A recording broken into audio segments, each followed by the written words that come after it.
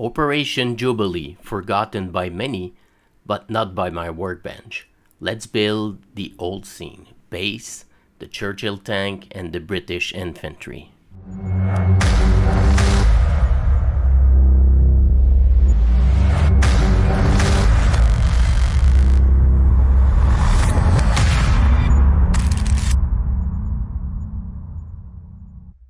Operation Jubilee, Dieppe, 1942. This is the town of my ancestor. As a French Canadian, all my ancestors are born in Dieppe. A daring but costly raid, and today I'm turning into a diorama. Let's start with the base, with XPS foam, a blade, and a bit of chaos. For this particular diorama, what I want to achieve is I will add some train tracks into a diorama. It's gonna be there's no building, there's nothing. It's gonna be a kind of a simple base diorama that you can do yourself if you're not familiar or you want to do your first one. We're just gonna add some little details. So first I'm gonna use some balsa wood to basically do the wood part of the train, the train tracks, and I'm gonna use evergreen, the T-shape, to do the track themselves. After we did that, I'm just gonna cover the entire base with earth mud by Vallejo, but you can use for example, I did the full video on how to do your own earth, or basically for your diorama base. So I will put the link in the top right corner if you want to watch it. And basically I'm just gonna use this earth to put in place my wood part of my train tracks. After we press down the wood part of our train tracks, I'm just gonna make sure that we will have earth on every single between every single part of the wooden tracks, just to make sure that it's gonna be even and there's no I would say overflow of earth that will come to the wooden part of the train tracks. I'm using a plastic spatula to basically spread the earth all over our diorama base. It's a super nice tool to have. It's really cheap and you can work with glue, so if you want to basically spread some glue or basically everything, it's not gonna stick together. After I let it dry my base, I'm just gonna sand the excess earth that can be stuck onto a wooden part of our diorama, and that's the result we have so far. We're just gonna cut the edges to remove the excess part that goes outside of our base. I'm also gonna use a black wash just to do kind of a base coat onto our wooden part, and this way it's gonna give some really nice tone right off the bat. Also guys, if you want to support me on Patreon, you can have access as a little of $2 per month, or there's also a free option if you want to join to see what's going on the Patreon page. After I figured out, or I traced out the path of our tracks from the tank, I'm just gonna apply sand because I want to do some kind of a different pathway where the track, the tank will go through. So that's why I'm applying sand, and we will do a little bit work a little bit later. Before I apply some glue all around our base, after we apply some sand, some rock, whatever you want, it's up to you guys. Just use your imagination. I'm using a isopropyl alcohol. This way the mix of water and glue that we will apply in this case, it's gonna flow all over the place. So the alcohol is gonna help the glue flow all over our base, and this way you're gonna make sure that everything will bind together and there's no rock that will go all over the place. The next step, I'm just gonna apply a black primer on our metal tracks part. Like I said, I'm using evergreen styrene part. It's a T-shape. I'm gonna apply, like I said, I'm just gonna prime black, and I'm gonna use a mix of dark rust and light rust. So I'm just gonna use a sponge by using the stippling method. I'm using also a rust wash by Vallejo again. I'm a big fan of Vallejo product. They're doing great, and I'm using them for years. So they are pretty cheap, and they are doing what you want to do. Really good coverage and everything. And I'm just gonna glue the middle part onto the wooden part of our train tracks. This way you're gonna have a complete train tracks ready and done for now. Like I said, guys, it's a really simple base, but if you're a beginner, it's a really nice one to achieve. And if you want to showcase the build that you do, the model armor, depending what you want to achieve, this one is kind of a I would say kind of a random base that we do, because there's no specific building linked to any of like Western Front or Eastern Front of World War II. So this kind of base you could do for a lot of different scenario that you want to do with your model armor.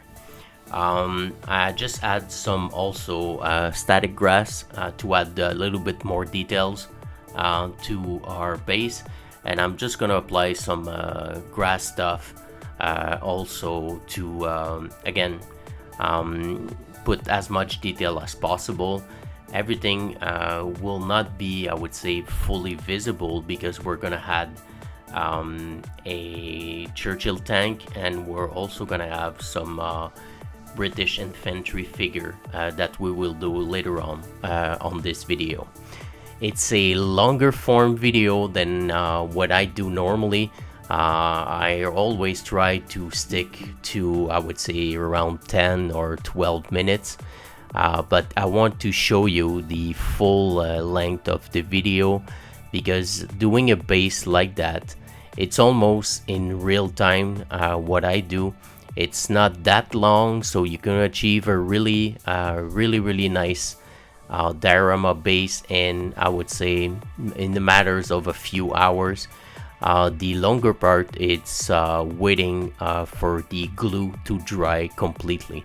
But instead of that, you can achieve really good results in very few hours.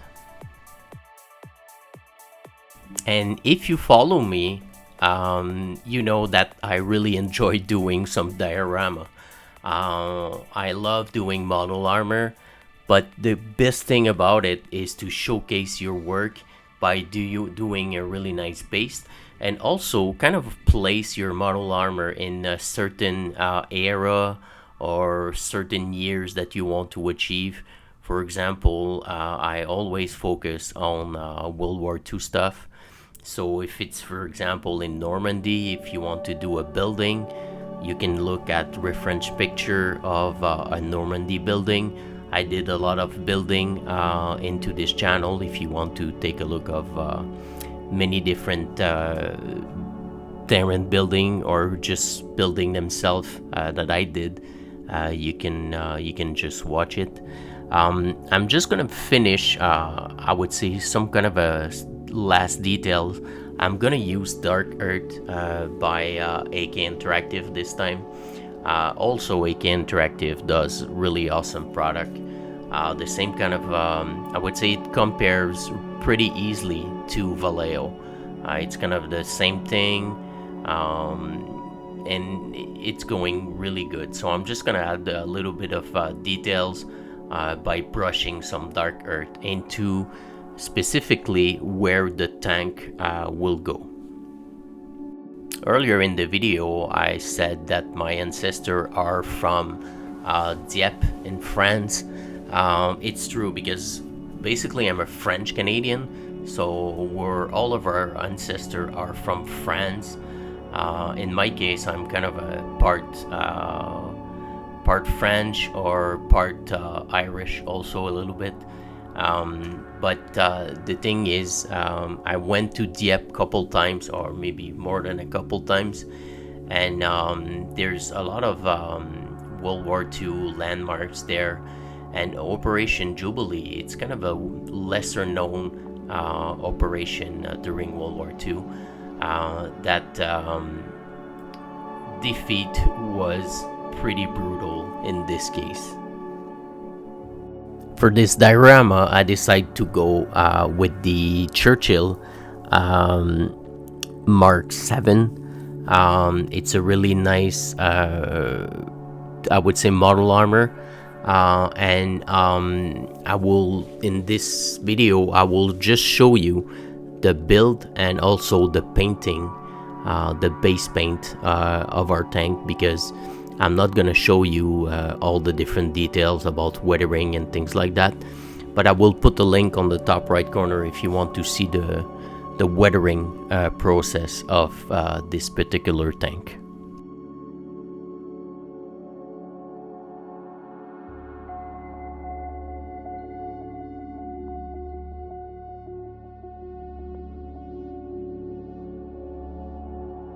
The Churchill Mk7, officially designed as the A22F, was a significant evolution in British tank design during World War II. Introduced in 1944, this heavy infantry tank features substantial improvements over its predecessor, including enhanced armor and a more powerful main gun.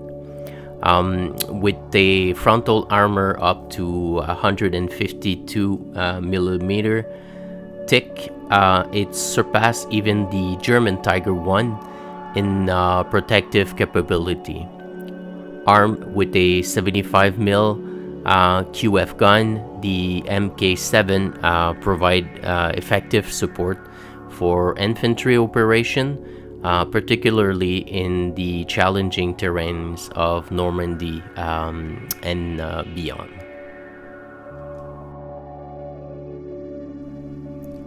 Building this kit from AFV Club was a blast, and it was pretty easy. I really recommend this kit for a beginner because the fit is really good. You can also find some really nice photo etch part, some really small and tiny details that add so much character to your build, and also you also have a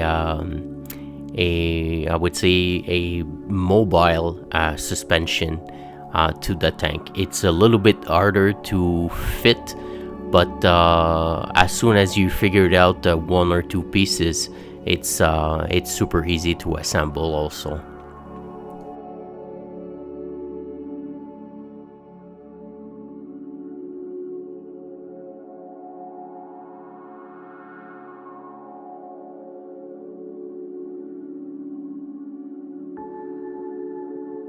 Talking a little bit more about the Churchill, this tank design emphasizes the durability and the crew survivability.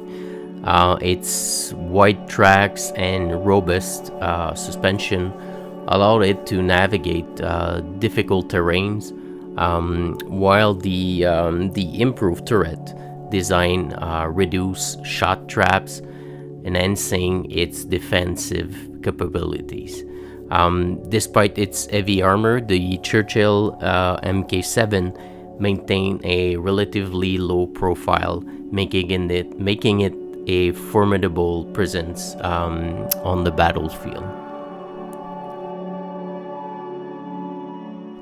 This tank comes with so much tiny details. In this case, you see the kit comes with a metal barrel, so it's a really nice touch by AFV Club.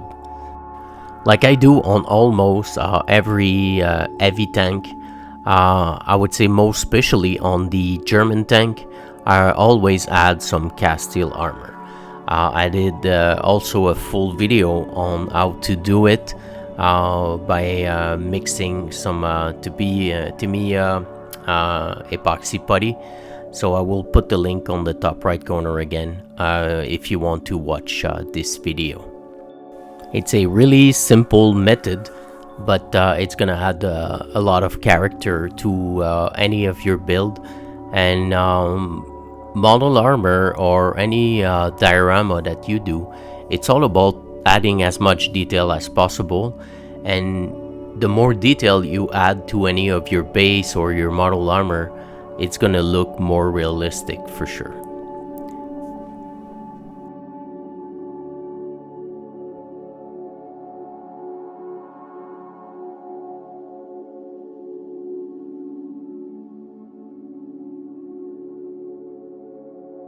Now it's time to add some color to our little bad boy.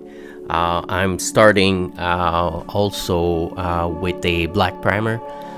In this case, since it's gonna be kind of a green color, similar to a Sherman tank, I'm starting with a black primer. It's the appropriate color.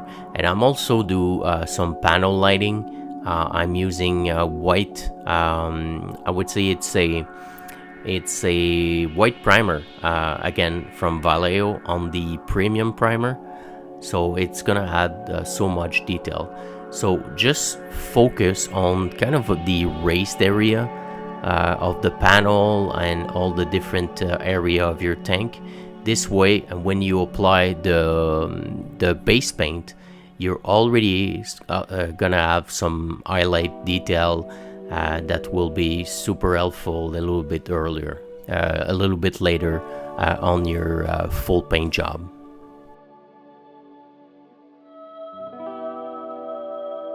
And that's the result we have so far with our panel lighting job. The first step of coloring, I'm gonna use US dark green. I'm gonna use it straight from the bottle.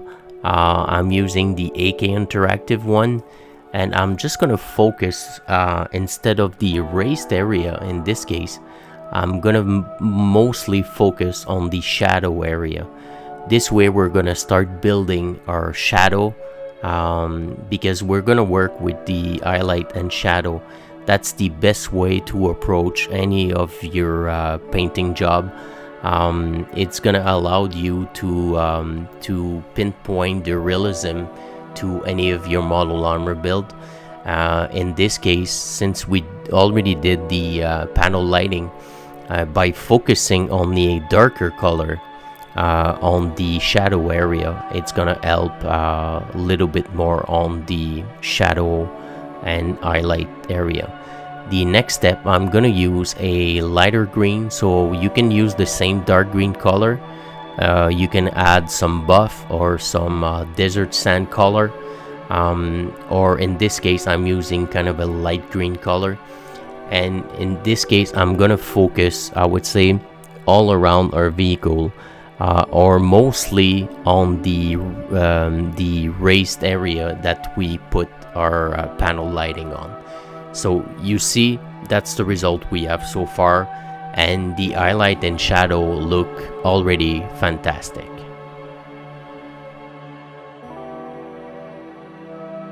Next step, we're gonna use US olive drab and dark sand. I would say roughly 70% olive drab, US olive drab, and 30% dark sand.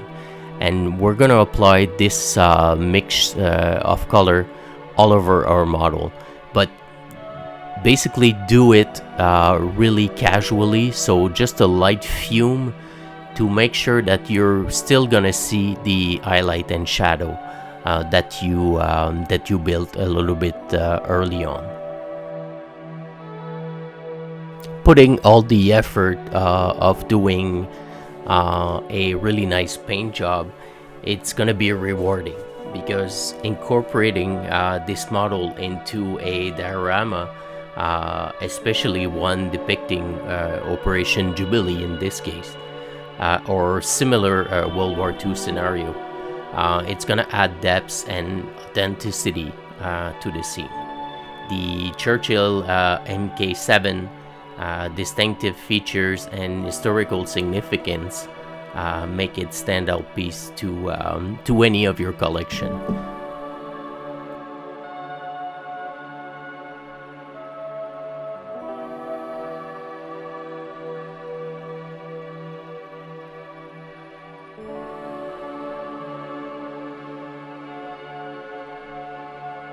And that's the result we have so far after our paint job and painting all the different tools and everything. So the only thing that left to do is to apply all the decals, depending on, in this case it's in Dieppe, Normandy, so that's why I applied those kind of details. But with this kit, you have many options depending on the era that you want to achieve your build and build your diorama. So that's it for the Churchill tank. Again, if you want to see the full video, you can just watch it on the British playlist on my YouTube channel. And it was a really nice one to do. I really recommend this kit for everyone. Alright, tanks are cool, but someone's gotta drive them.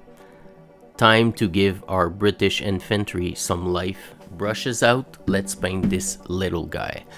By starting with the zenithal lighting.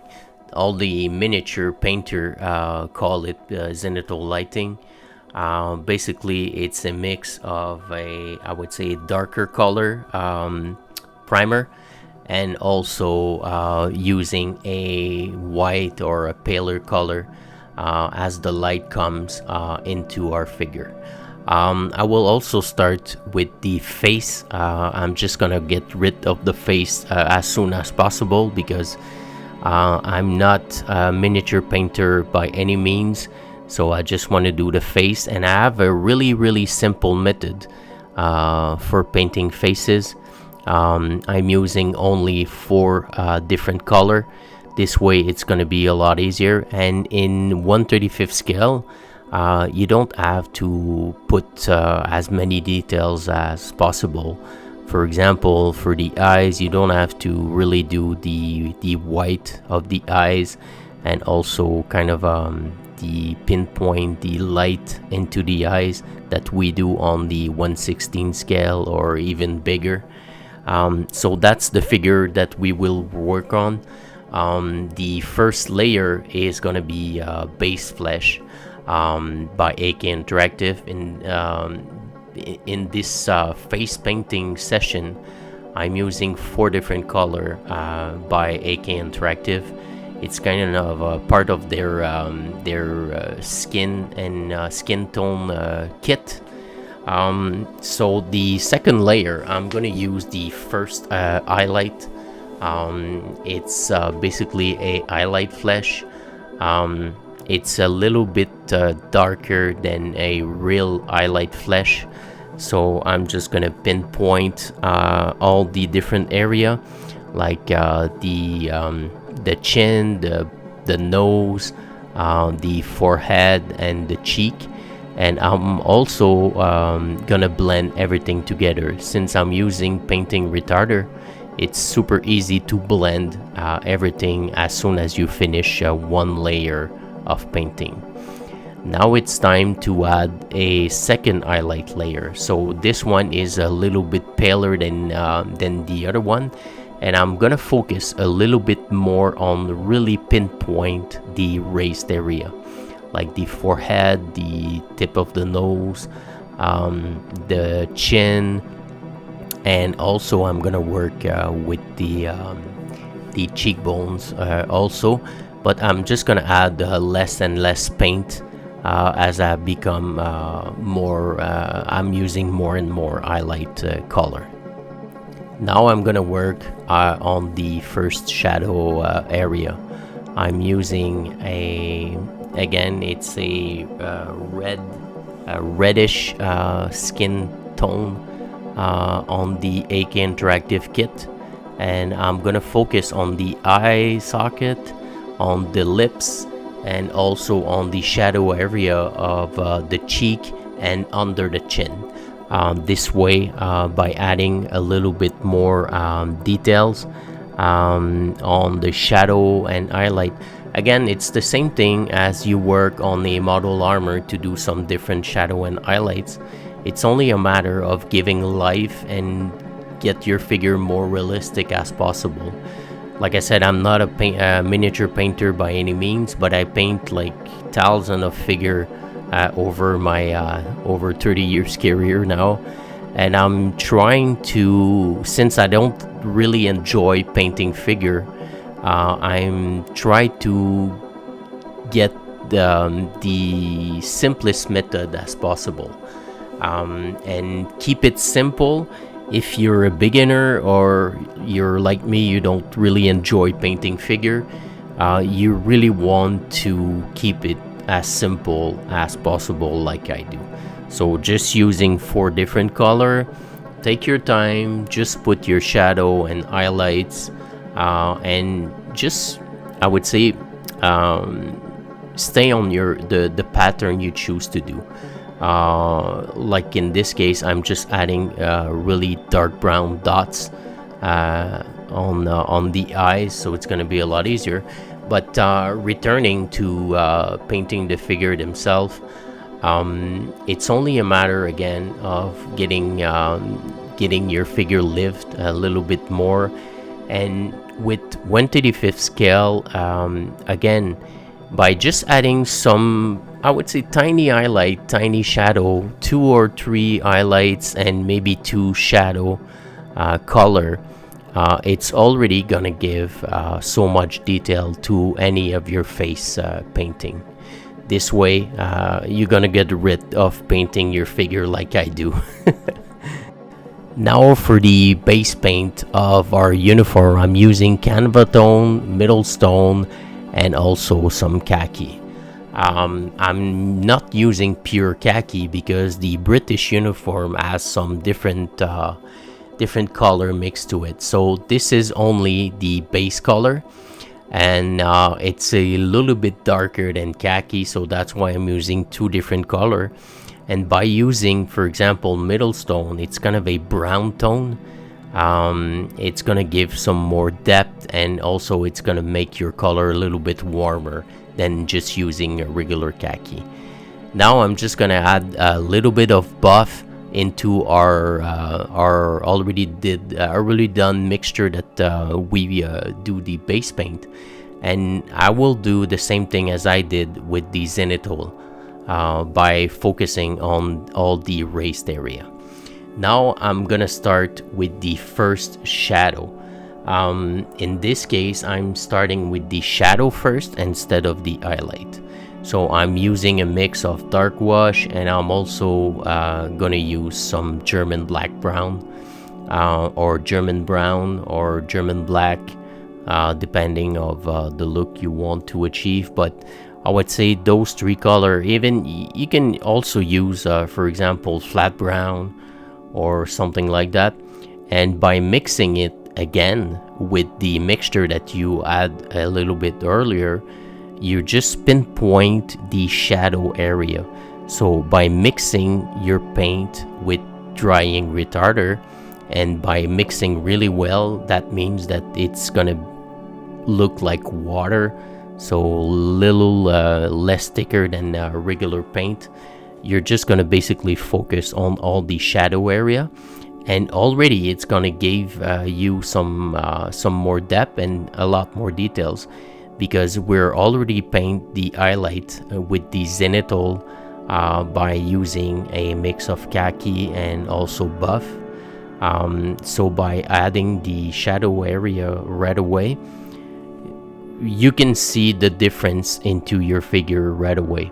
We're not gonna stop there, but you can even say, okay, it's enough for me. It's good to go, and that's the way of doing it.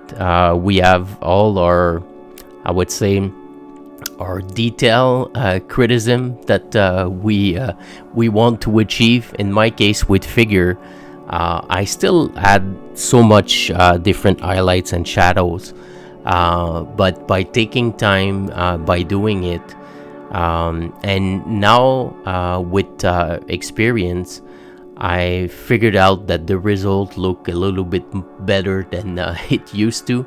So that means that I am enjoying a little bit more painting figure, I would say.